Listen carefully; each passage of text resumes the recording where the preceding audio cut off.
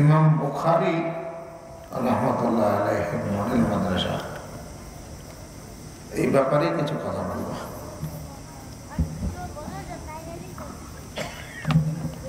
যেহেতু ইমাম বুখারী কে ছিলেন এই সম্পর্কে আমাদের জানা দরকার আছে না? অবশ্যই। তার ওনার সম্পর্কে যে একটা কথা বলবো, বেশি না, অল্প কিছু কথা। সেটা হলো এই ইমাম বুখারী রাহিমাহুল্লাহ, তিনি,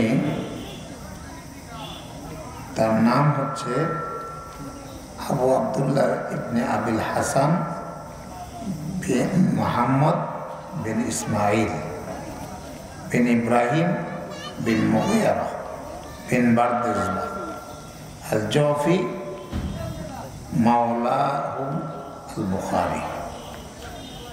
আচ্ছা, فأما الجعفي فنسبه إلى يمان الجعفي। ইমাম বুখারীর পুরা নাম হচ্ছে, আমি সাথে সাথে আরবিটা বলবো, বাংলাটা বলে যাব। ইমাম বুখারীর পুরা নাম হচ্ছে আবু আবদুল্লাহ ইবনে আবিল হাসান মুহাম্মদ ইবনে ইসমাইল ইব্রাহিম বিন ইব্রাহিম আল জৌফি, এটা হলো তার পুরা নাম। তো তিনি যেহেতু বোখারা অঞ্চলে জন্মগ্রহণ করেছেন, এই জন্য তাকে বুখারী বলা হয়। সমরকান্দ বুখারা, যেটা আজারবাইজানে অবস্থিত, উজবেকিস্তান। তো এখন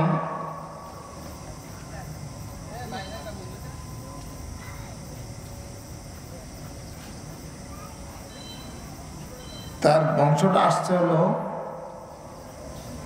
ইয়ামান থেকে।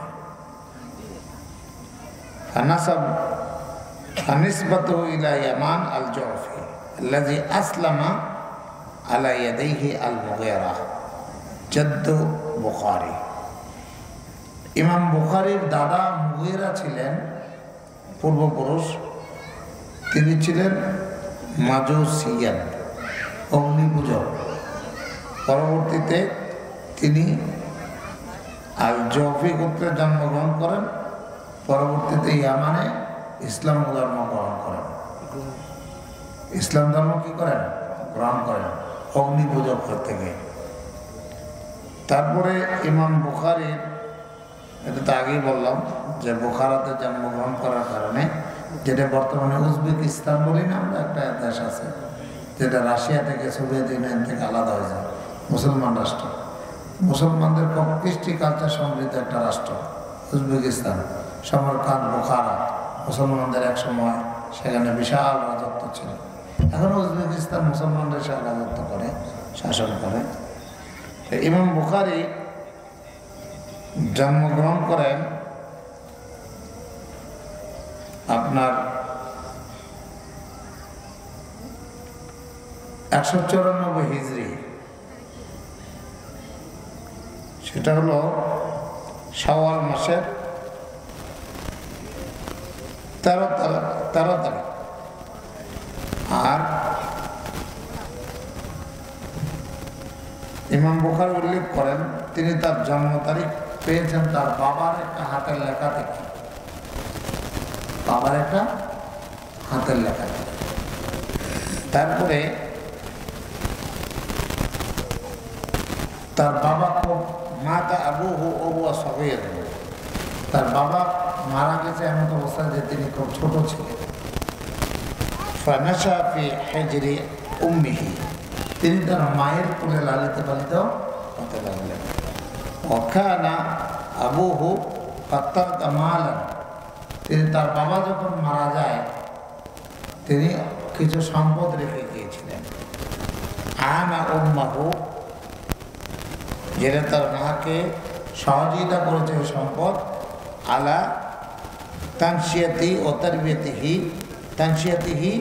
তারবিয়াতিহি, ইমাম বুখারীকে লালন পালন করার ক্ষেত্রে তার বাবা রেখে যাওয়া সম্পদ তাকে কি করেছে? তার মাকে সহযোগিতা করেছে। কারণ বাবা মারা গেলে সম্পদ যদি না থাকে, মার সন্তান লালন পালন করা কষ্টকর না।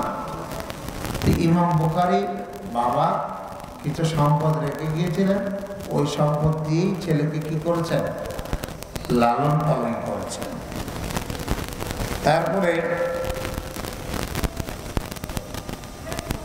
قال أبوه إسماعيل عند وفاته, তার বাবা ইসমাইল যখন ইন্তেকাল করেন তখন একটা কথা বলেছিলেন, লা আলামু ফি মালি দিরহামান মিন হারামিন ওয়ালা শুবহাতে, যে লা আলামু ফি মালি, আমি যে সম্পদগুলো রেখে যাচ্ছি, লা আলামু, এর মধ্যে আমার জানা নাই যে আমার সম্পদের মধ্যে একটা দিরহাম মিন হারামিন ওয়ালা শুবহাতে, এটা কোনো হারাম থেকে আসছে অথবা কোনো সন্দেহযুক্ত সম্পদ আমি রেখে যাচ্ছি আমার সন্তান, এটা আমার জানা নাই।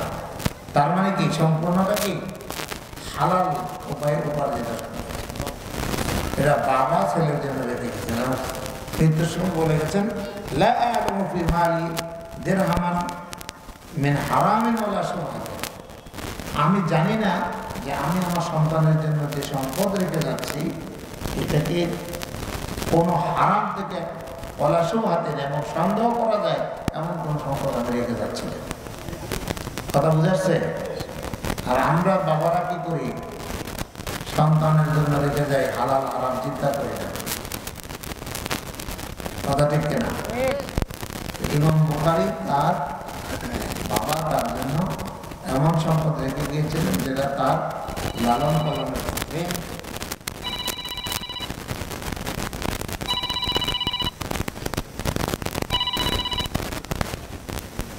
লালন পালনের করার ক্ষেত্রে যথেষ্ট ছিল তার মায়ের জন্য। ইমাম বুখারী যখন ছোট ছিলেন তখন তার চোখ অন্ধ হয়ে যায়। কি হয়ে যায়? অন্ধ হয়ে যায়। সে অবস্থায় তিনি তার মায়ের কোলে লালিত পালন করছিলেন। তারপরে তার মা একদিন স্বপ্নে দেখেন ইব্রাহিম আলাইহিস সালাতু ওয়াস সালাম, তিনি স্বপ্নে বলতেছেন فقال لها يا هذه قد رد الله على ابنك, হে ইমাম বুখারীর মা শোনো, قد رد الله على ابنك, তোমার বাসারাহু বিকাসরাতি দুআইক আও বুকাইক, তুমি এই বুখারীর মা শোনো, ইব্রাহিম আলাইহিস সালাম বলতেছেন স্বপ্নে, হে বুখারীর মা শোনো, তোমার অধিক কান্নার কারণে, তোমার অধিক দোয়ার কারণে আল্লাহ রাব্বুল আলামিন ইমাম বুখারী অন্ধ হয়ে যাওয়া সত্ত্বেও তার চোখকে আল্লাহ দৃষ্টিশক্তি ফিরিয়ে দিয়েছিলেন। কথা বুঝতে পারছেন? তারপরে আসবাহা ফাকাদ রাদ্দাল্লাহু লাহু বাসারাহু, এরপর তিনি দৃষ্টিশক্তি ফিরে পেলেন এবং এই বুখারী লেখা শুরু করলেন। 16 বছর বয়সে তিনি হাদিসের বড় বড় কিতাব মুখস্থ করা শুরু করলেন। 10 বছর বয়সে তিনি কি কোরআনে হাফেজ হন। আর যখন তিনি বুখারীর হাদিস লেখা শুরু করছেন, আল্লাহর ঘরে বসে তার ওস্তাদ হুমায়দি ছিলেন একজন,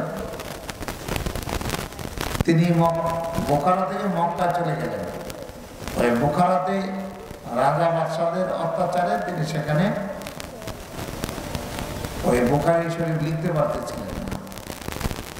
তারপরে চলে গেলেন সৌদি আরব, সেখানে মক্কার আল্লাহর ঘরের সামনে বসে তিনি বুখারী শরীফ লেখা শুরু করলেন।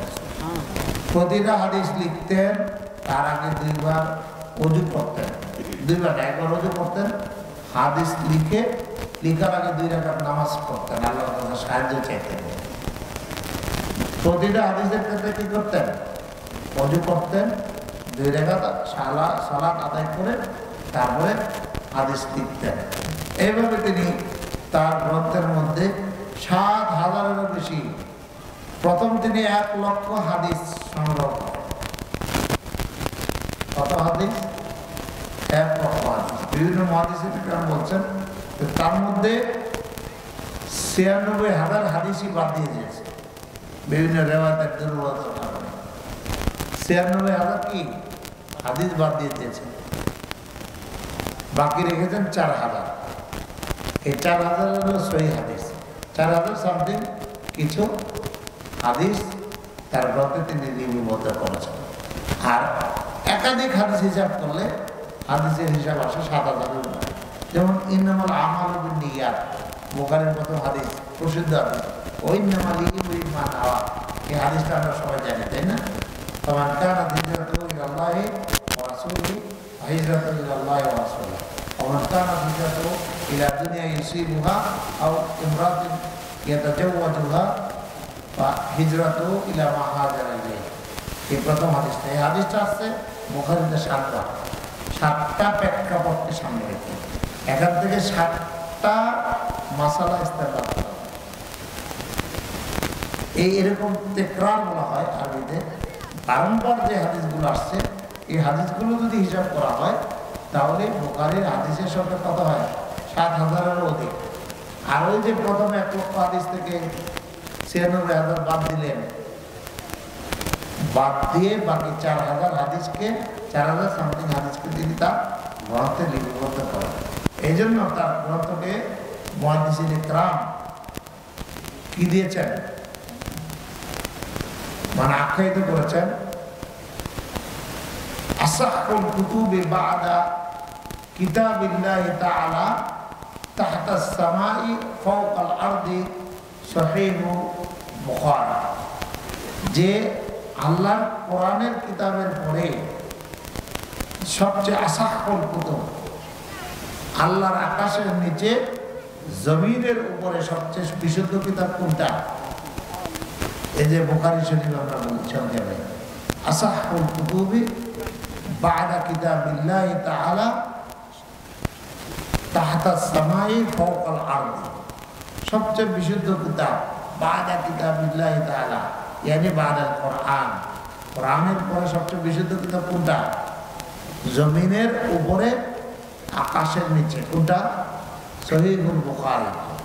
এর চেয়ে বিশুদ্ধ কিতাব আর হাদিসের জগতে নেই। এটা কারা স্বীকৃতি দিয়েছেন? সেই সময়কার বিশাল বিশাল মুহাদ্দিসিনে কেরাম। এমনও ঘটনা আছে যে ইমাম বুখারীর ক্ষেত্রে, ইমাম বুখারী রাহিমাহুল্লাহর সামনে অনেক বড় বড় মুহাদ্দিস বসা, কয়েকশো হাদিসের সনদ উল্টাপাল্টা করে দেওয়া আছে, এবারও উল্টাপাল্টা করে দেওয়া আছে। তো বড় বড় মুহাদ্দিসরা তার সামনে ওই ভুল হাদিসগুলো পড়তেছে, সনদও ভুল করতেছে, মতনও ভুল করতেছে। তো ইমাম বুখারী ওই বড় বড় মুহাদ্দিসদের সামনেই তারা কোন কোন হাদিসে সনদে ভুল করেছে, কোন কোন হাদিসে মতনে ভুল করেছে, সেখানে কি কি হবে সনদে, পুরাটা তিনি বিশুদ্ধভাবে বলে দিয়েছেন। সেজন্য সেই সময়কার মুহাদ্দিসিনে কেরাম তাকে আমিরুল মুমিনিন ফিল হাদিস স্বীকৃতি দিয়েছেন, যে হাদিসের ক্ষেত্রে ওনার চাইতে বড় পণ্ডিত আর কেউ নেই। কথা বোঝাতে পারলাম? আজকে ইমাম বুখারী সম্পর্কে ধারণা দেওয়ার উদ্দেশ্যটা হচ্ছে, যেহেতু মাদ্রাসার নাম কি ইমাম বুখারী মডেল মাদ্রাসা, এই তত্ত্বগুলো ছাত্র যারা আছে তারাও জানবা, যারা পড়েছে মাদ্রাসায় তারা হয়তো অনেকে জানো, আলেমরা তো জানি, সাধারণ মানুষের জন্য বললাম। কাজী যেহেতু ইমাম বুখারী রাহিমাহুল্লাহর নামে মাদ্রাসা, তা আবার মডেল মাদ্রাসা, মাদ্রাসা যেন ইমাম বুখারী যেরকম হাদিসের জগতে সমস্ত মুহাদ্দিসিনে কেরামের কাছে মডেল ছিলেন, কিয়ামত পর্যন্ত মডেল থাকবে, এরকম একটা মডেল মাদ্রাসা হতে হবে। কথা বোঝাতে পারলাম? এরকম একটা মডেল মাদ্রাসা যদি হয় তাহলে ইমাম বুখারীর নাম দেওয়াটা সার্থকতা হবে। আর যদি লামসাম পড়াশোনা হয় তাহলে ইমাম বুখারীর নাম দেওয়ার কোনো জরুরত নেই, অন্য নাম দিয়ে মাদ্রাসা চালাবে। এখানে এলাকাবাসীর সাহায্য সহযোগিতা লাগবে, শুধু একক ব্যক্তির পক্ষে কোনো প্রতিষ্ঠান চালানো সম্ভব না। আমি আমার বাড়িতে একটা মাদ্রাসা করেছি, আগেই ছিল সেটা হেফজখানা, গত বছর থেকে কিতাবখানা চলছে। এবার ইনশাল্লাহ অলরেডি ভর্তি কার্যক্রম শুরু হয়ে গেছে। আমার ওখানে 4-5 জন শিক্ষক আছে, যে প্রধান শিক্ষক আছে সে ভালো ছাত্র, কোরআনে হাফেজ, দারুল হাদিস পাস, কুষ্টিয়া ইউনিভার্সিটি পড়তেছে এখন, আবার ফাজল পরীক্ষাও দিচ্ছে পাশাপাশি, মোটামুটি ভালো যোগ্যতা রাখে, তেলাওয়াতটা খুব সুন্দর। আলহামদুলিল্লাহ। তো এই জন্য সাথে সাথে আমি আমার মাদ্রাসার প্রচারটা করে দিলাম আর আঙ্গো মুসাফির আব্দুল্লাহ তো মাশাআল্লাহ প্রতিষ্ঠান করে অত্র এলাকায় একটা সুনাম খ্যাতি অর্জন করেছে। মাদ্রাসাতু দারুল ইহসান, মাদ্রাসাতু খায়রুল উম্মাহ। এই ক্ষেত্রে তার একটা পরিচিতি তৈরি হয়েছে। আল্লাহ, সে অসুস্থ, আমরা তার জন্য দোয়া করি, সেবা আল্লাহ।